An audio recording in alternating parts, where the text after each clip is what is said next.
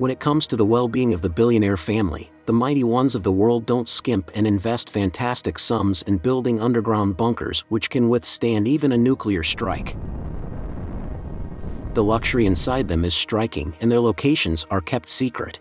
But as a result of data leaks, some information has been cleared up, and now we can see what the richest people on the planet are hiding under the ground. Today we're going to tell you about secret apocalypse shelters, underground hiding places for top US officials. We'll see how much private super bunkers cost, so be sure to watch this video till the end. It'll be interesting. Moneybags really spare no expense when it comes to their security. There are even large specialized companies in the United States that build high-tech elite bunkers for those who want to survive a disaster and still maintain a luxurious lifestyle even when all life on the surface is dying. Engineers involved in designing the private bunkers report that swimming pools and cinemas underground are commonplace. Reid Hoffman, co-founder of LinkedIn, who regularly talks to multinational corporation owners, said that more than half of California's billionaires from tech companies were preparing for the worst, just in case. Perhaps they know something. Either way, the demand for private bunkers around the world is constantly growing. Some have special rooms with escape hatches that can be used to tunnel into the bunker without going to the surface. Some also have secret passageways into a bunker directly from their own home. A good decision. In case of an apocalypse, there might not be time for additional movements. And some, on the contrary, have hidden underground structures at a distance from their main place of residence.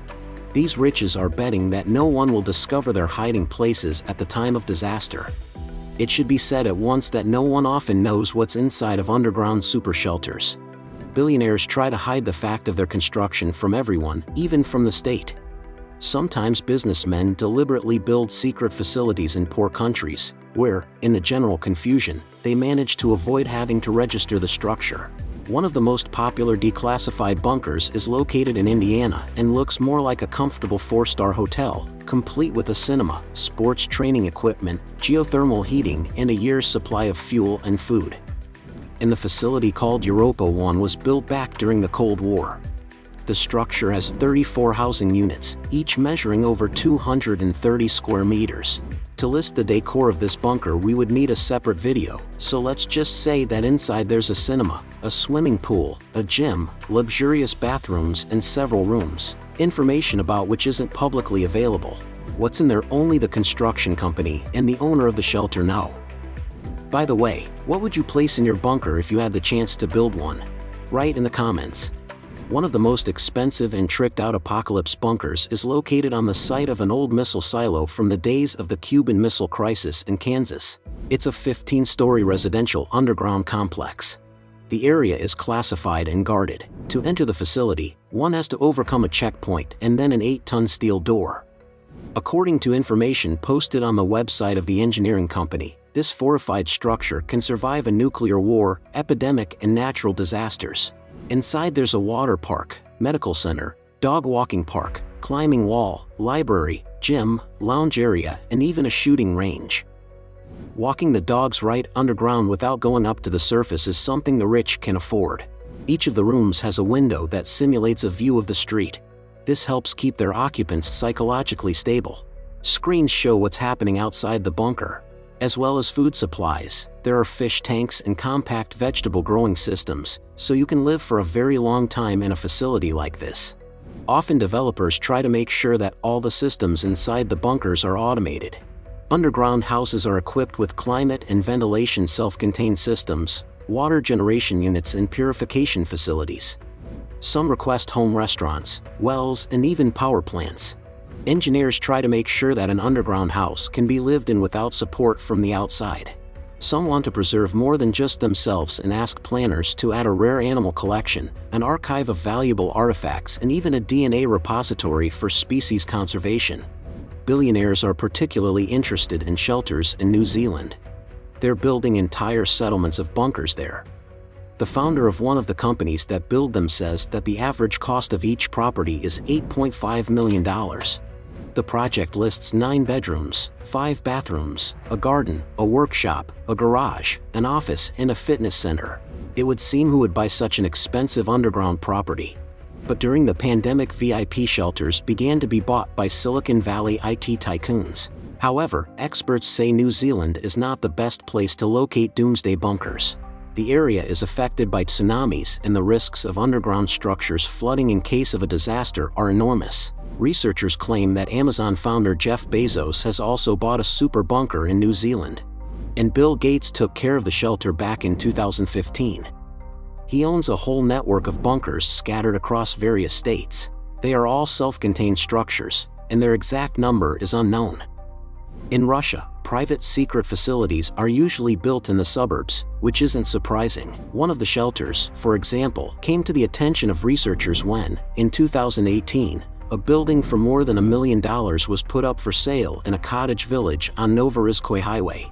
The house was equipped with a bomb shelter that wasn't visible from satellites and could protect in case of war with nuclear weapons.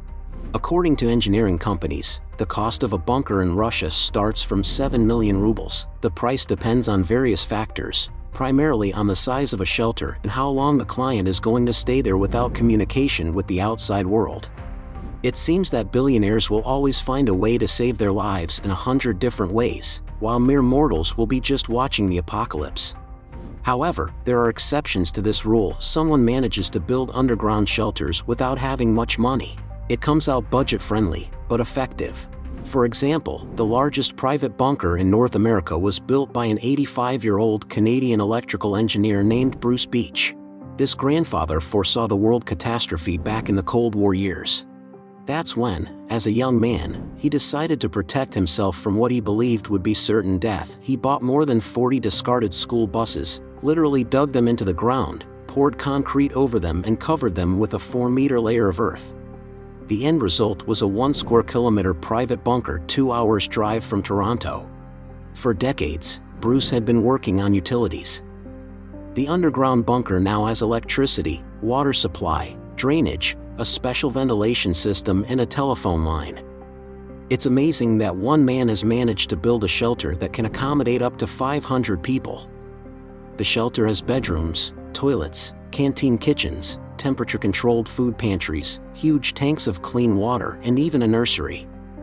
The luxuries of a store-bought bunker aren't there, of course. Bruce is now many years old, and the bunker is unlikely to be of any use to him. However, the man continues to keep the brainchild of a lifetime in working order. In the 20th century, the threat of nuclear war was real, and the superpowers took steps to protect members of the government and political elite. The Greenbrier bunker was designed for the U.S. Congress. Construction of the facility began at a time of deteriorating relations with Cuba. It was planned as a replacement for the Capitol in Washington in case of a Soviet Union or Cuban attack. For 30 years, the structure was classified and kept in a state of complete readiness. Researchers say only a few dozen people knew of its existence and signed non-disclosure documents. A 25-ton door barred entry to outsiders. According to the plan, politicians were allowed to live fully inside the bunker for 40 to 60 days. The premises were equipped with technology for communication with the outside world and cloaking equipment to make it appear that the members of Congress were broadcasting from Washington. Even the smallest details were worked out. For example, in case of a nuclear disaster, members of Parliament had to surrender their clothes and get new ones, and then go to the showers. Such actions prevented contamination. Despite its impressive size, it took a long time for the bunker to be discovered. The facility was only declassified in 1992, when journalists discovered its location and reported on it in a revealing article. One of Russia's most interesting bunkers is located almost in the center of Moscow, 60 meters from Taganka metro station. It was built in 1950. The facility called Bunker 42 was planned to house the headquarters of the Long Range Aviation Command, a geodetic laboratory, a telegraph office and a radio studio in case of an emergency. Food and fuel supplies, air purification systems and wells with artesian water were also hidden here. Secret tunnels exited to the Moscow metro, so in some parts of the bunker, the rumble of passing trains could be heard. In the noughties the site was declassified, and in 2006 the Cold War Museum opened there. But no matter how fortified and expensive the bunker is for saving lives in case of disaster, in whose hands it may be, perhaps the most important thing is that we never needed these structures. Let us know in the comments what you think about all of this. Rate this video and see you soon on our channel.